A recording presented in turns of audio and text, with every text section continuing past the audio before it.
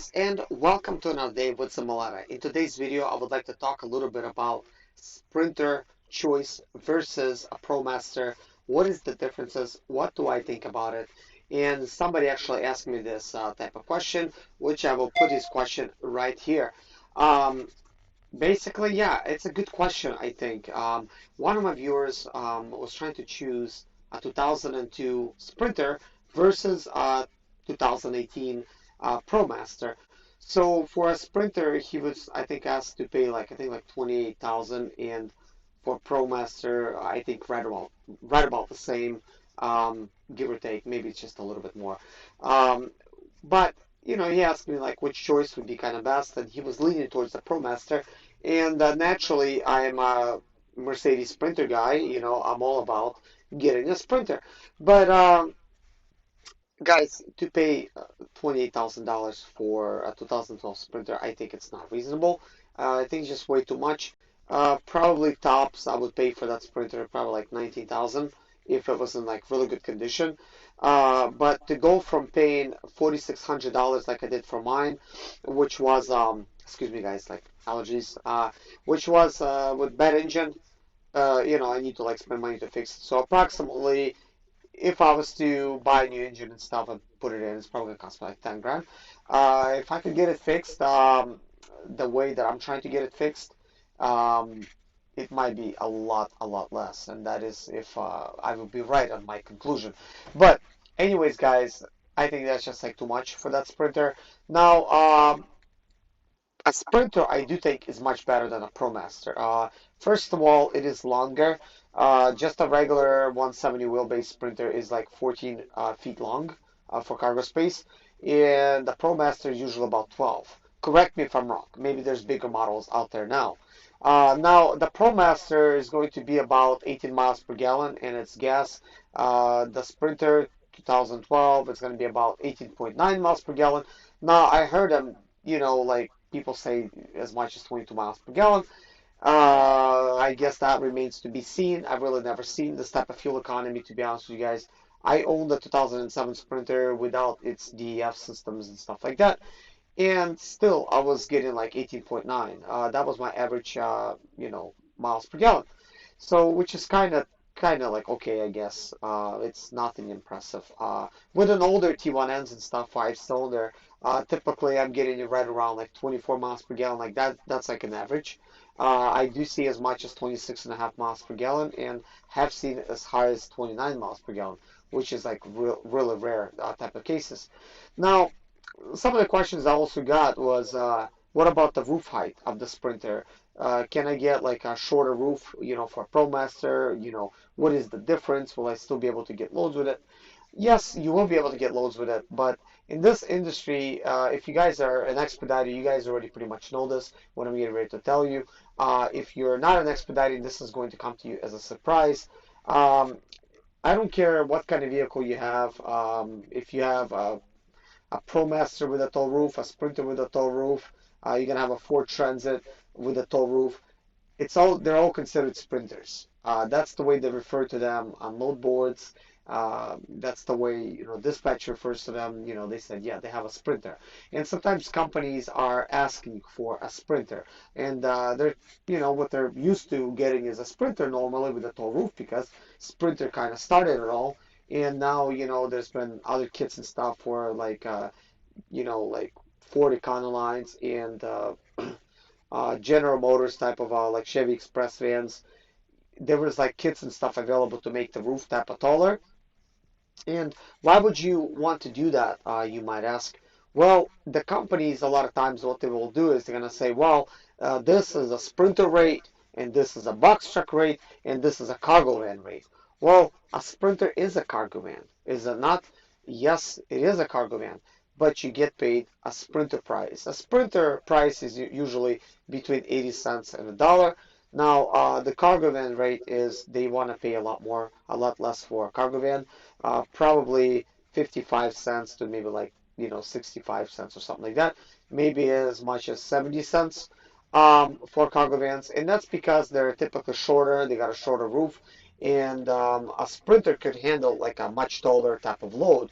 So this means they don't quite need a a box truck, they could put in a Sprinter and they could save themselves some money. So they're probably getting a discount by selling it to a Sprinter versus a box truck, because a box truck probably costs like $1.20 and higher.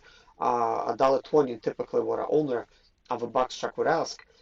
So having a taller Sprinter or any kind of vehicle, of course, it's very beneficial to you, because now you could get a taller load. You could get a longer load if you got a 14-foot Sprinter. And now I do want to mention there's extended type of Sprinters, and they're extended by one more foot. So technically you're getting like 14 feet of cargo space, which is incredible. And the ProMaster just doesn't have that. But, the question I guess remains, well, which one do I get? Do I get a 12-foot, ProMaster with a tall roof, or should I get a 14-foot Sprinter with a tall roof? Especially if they're about the same price, and something like a ProMaster would be newer. Um, it's basically going to be important to get the vehicle that is right for you. Now there is pros and cons with these type of vehicles. With the Sprinter, of course, you get in a diesel. With the ProMaster, you get in a gas type of engine. And the good thing about gas engine is the gas is cheaper now than diesel, so the diesel is a little bit more expensive. It used to be quite opposite, because diesel is a byproduct of gasoline. So gasoline used to be way more expensive, and then diesel would be worth like a lot less. That's why they made a lot of trucks and stuff, run diesel. It's just so much cheaper. And, like with vans and stuff. Now, diesel, of course, it's a lot better for your engine. It lubricates things because it's got like lubricants in it and stuff like that. But what they've been really doing is, especially with these newer model Sprinters and stuff, they've been adding EPA type of due to like EPA regulations, they've been adding like particulate filter, the DAF, and not to mention is they diluted the diesel a little bit. So now you can't get like 500, BPM like sulfur. You have to get like 15, like percent like minimum sulfur or something. So it's the diesel is not, I guess, as slick as it used to be. So it's lubricating the engine a little bit less. So parts will wear out kind of quicker. So, I'm kind of seeing the trend. They are doing this to control the environment, to try to supposedly make less pollution, but at the same time, they're trying to probably make the diesel engine last a lot less. So, of course, for an older Sprinter like mine, it does not really matter, what kind of diesel you're going to have. But still, if I'm going to go to a pump, I'm still going to be using the same type of diesel, because that other diesel, it's not really sold anymore, I don't believe. So like looking at this type of things, those type of diesel versus gas, how long the engine's gonna last, and that kind of stuff.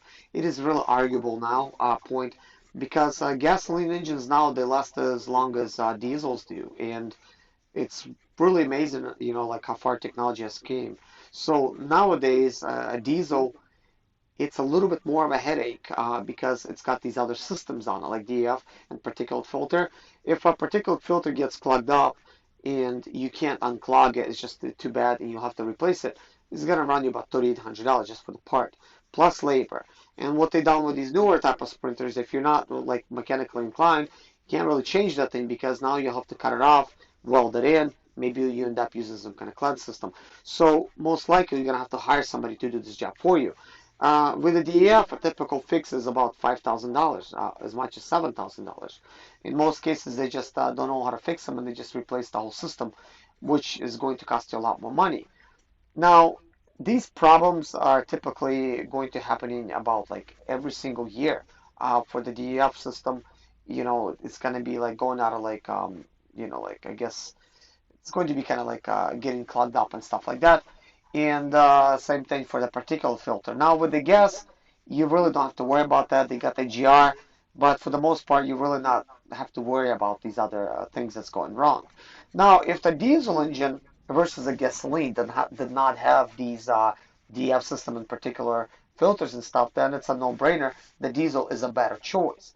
But is it a better choice still versus a ProMaster?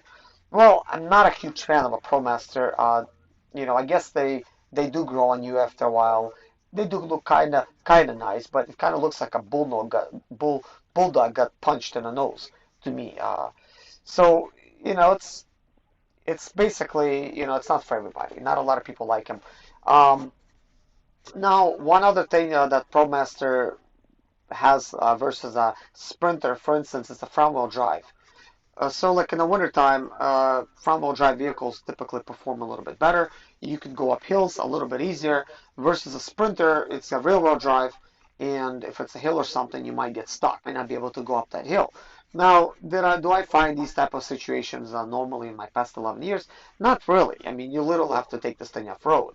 Now, there is Sprinters that's four-wheel drive. My dad actually bought one of those, but that is a real expensive Sprinter. He paid like 65 grand for it, and it's a dually as well. So, you know, for somebody, maybe it's worth having the four-wheel drive. You turn it on, and now you can go uphill.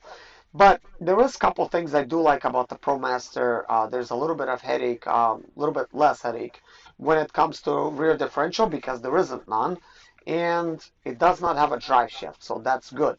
So you only have an engine and transmission to worry about. You don't have to worry about a rear differential or drive shaft. Now, being a Sprinter owner for a very long time, I never had a rear differential go out on me personally. I bought a Sprinter with a bad rear differential, which is this one, and I went ahead and I just replaced it. But drive shafts typically fail about 350 to 500,000 miles. So it's not a huge thing to worry about, but nonetheless, it is something that, you know, that could be concerning because it might still fail, you know, here and there. You know, just looking at these type of things.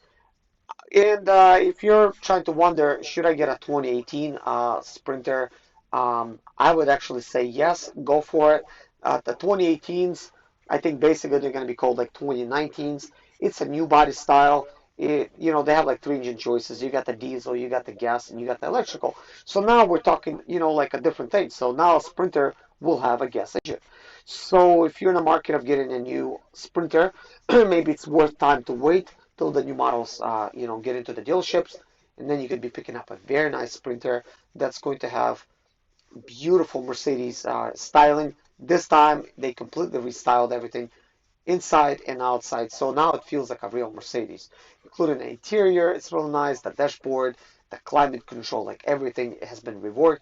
It's just so much better, guys. Of course, it's different packages and options and stuff like that, but still, it looks much more like a Mercedes. I actually would like to test one myself and do like a review on it on my channel, which I will do once they actually do come out. So, anyways, guys, I hope I have answered everybody's question.